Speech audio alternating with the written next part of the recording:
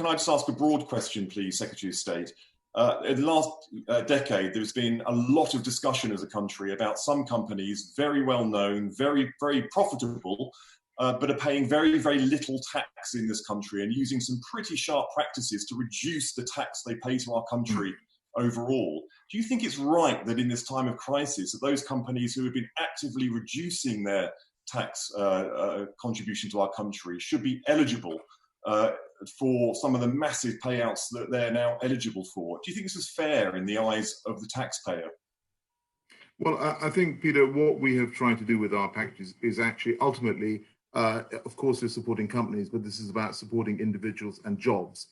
That's what we are. For those particular companies, do you think it'd be right for you to go back? Do you think the taxpayers would expect you to go back to them and have a conversation once this crisis is over, to encourage them in return to be actually contributing and not using these vehicles to reduce their tax contribution?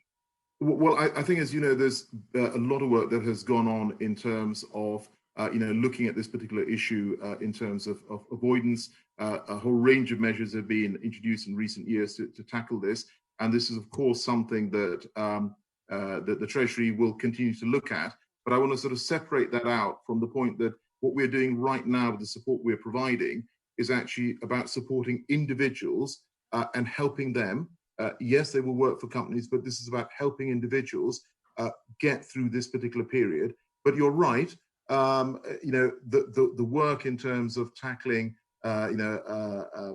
egregious tax avoidance, that has been underway for quite some time. And like I say, I'll be very happy to write to you and set out all the measures that have already been. I appreciate that, and I'm very grateful for it. Just to point out that those individuals who are benefiting now are also going to be the ones who are shouldering the burden of paying additional tax going forward, those individuals, in order to pay back the amount of money that we are pumping into businesses at the moment. So those individuals also have a right to fairness to make sure that those companies are contributing their fair share going forward.